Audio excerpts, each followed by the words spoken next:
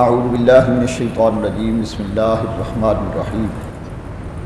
یعلم ما بین ایدیہم وما خلفہم وإلی اللہ ترجع الامور یا ایہا الذین آمنوا ارکعوا واسجدوا واعبدوا ربکم وافعلوا الخیر لعلکم تفلحون آمنت باللہ صدق اللہ مولانا العظیم۔ سورہ حج کی آیت نمبر 76 اور 77 دو آیات مبارکہ کی تلاوت کی گئی۔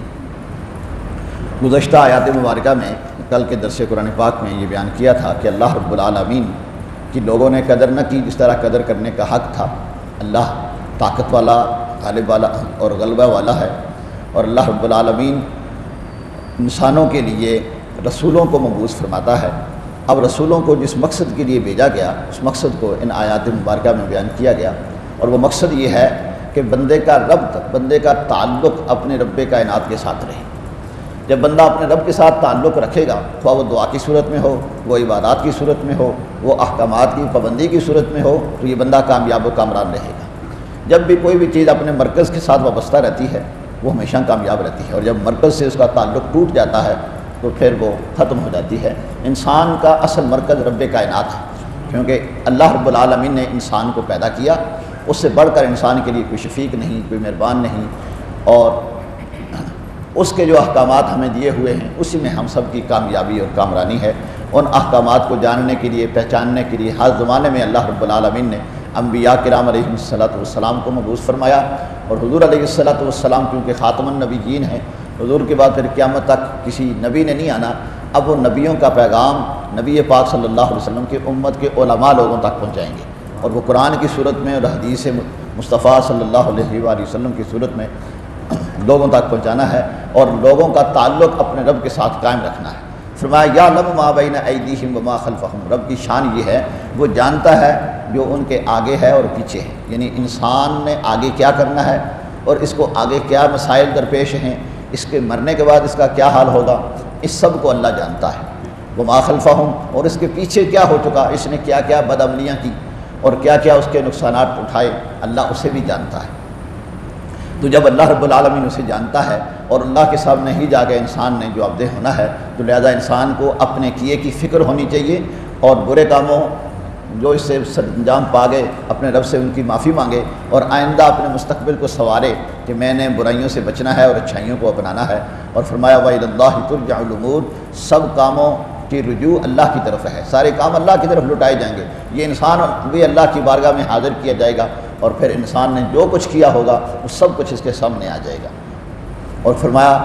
ان اچھے اعمال میں سے ایک جو سب سے اہم چیز ہے وہ نماز،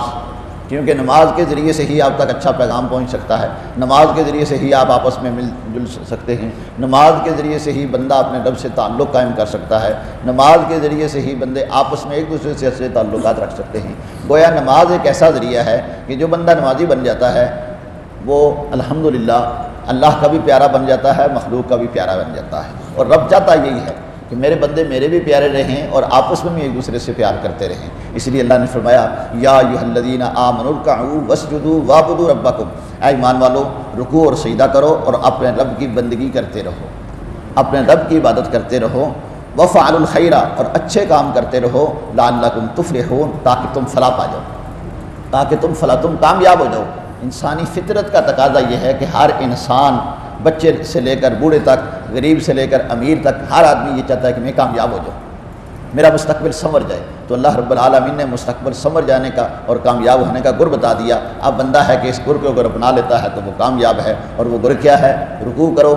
سجدہ کرو اور رب کی عبادت کرتے رہو۔ رکوع سجدے سے مراد جز بول کر کل مراد ہوتا ہے، اس کے مراد ہوتا ہے نماز ادا کرو، کیونکہ نماز کے اندر رکوع بھی ہے اور سجدہ بھی ہے، اور یہ چونکہ نماز جس طرح ساری عبادتوں کا مغز نماز ہے، اس طرح نماز کا مغز رکوع اور سجدہ ہے۔ یہی وجہ ہے کہ اگر کوئی بندہ سجدہ نہیں کر سکتا،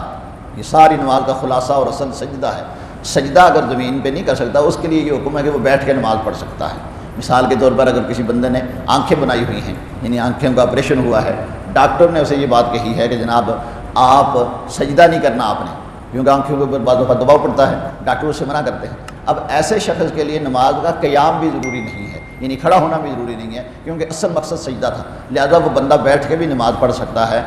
تو سجدہ چونکہ نماز کا اہم رکن ہے، اہم ضروری ہے، اس لیے اللہ نے دو چیزوں کا خاص طور پر اس آیت میں حکم فرمایا، رکوع کرو اور سجدہ کرو اور اپنے رب کی عبادت کرتے رہو تاکہ تم فلاح پا جاؤ۔ اللہ رب العالمین ہمیں دونوں جانوں میں فلاح و کامیابی نصیب فرمائے اور وہ کام کرنے کی توفیق عطا فرمائے جس میں ہمارے رب کی رضا ہو۔ وآخر دعوانا ان الحمد للہ رب العالمین۔